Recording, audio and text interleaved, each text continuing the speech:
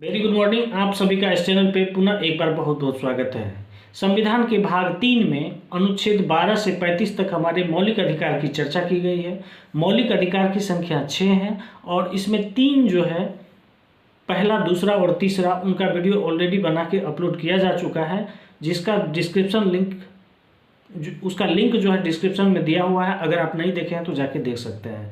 आज हम लोग जानेंगे चौथे मौलिक अधिकार के बारे में, जो बताता है right to freedom of religion, धर्म की स्वतंत्रता के संबंध में ये चर्चा करता है। और इनका आर्टिकल जो है 25 से 28 है, यानी अनुच्छेद 25 से 28 में वर्णित है धर्म के स्वतंत्रता के बारे में।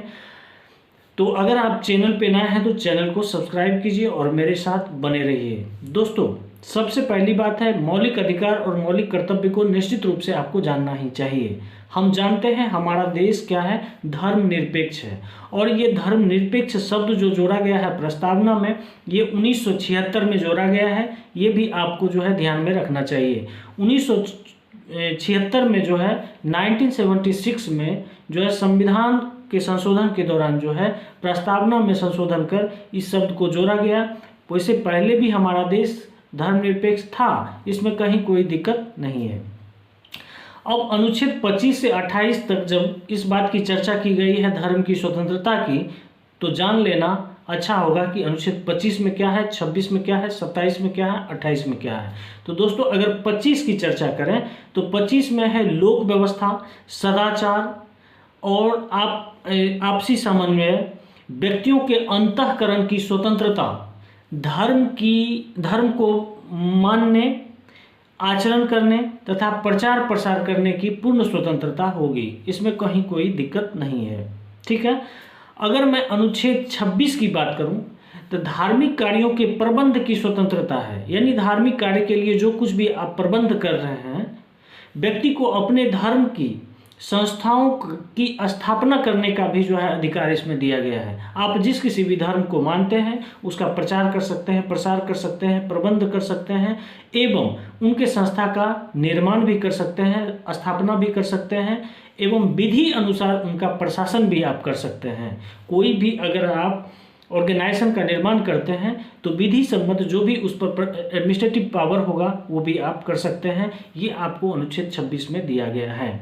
अगर मैं अनुच्छेद 27 की बात करूं तो किसी विशिष्ट धर्म की अभिवृद्धि के लिए करों के संदाय के बारे में स्वतंत्रता दी गई है।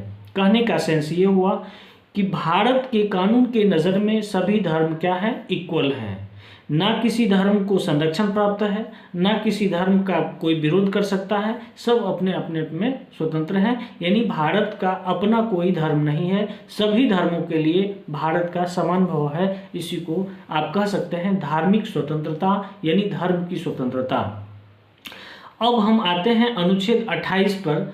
ये विशेष बताता है, विशेष रूप से ये, कि शिक्षा संस्थानों में धार्मिक शिक्षा या धार्मिक उपासना में उपस्थित होने के बारे में आदमी अपने आप में स्वतंत्र होगा।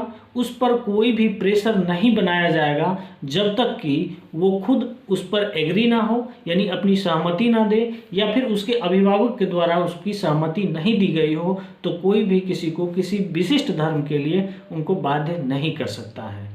तो दोस्तों, हम लोग जाने अनुच्छेद 25 क्या था। लोक व्यवस्था, सदाचार, समन्वय की भावना, यानी धर्म की स्वतंत्रता, धर्म की उपासना, प्रचार प्रसार करने से संबंधित जो आपको अधिकार दिया गया है उसकी चर्चा अनुच्छेद 25 में की गई है।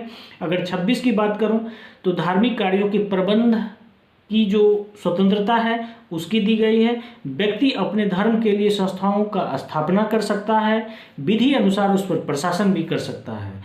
अगर अनुच्छेद 27 की बात करूं तो किसी विशिष्ट धर्म से संबंधित कोई भी समुदाय किसी पर कोई विशेष प्रेशर नहीं बना सकता है। अगर 28 की बात करूं तो शिक्षा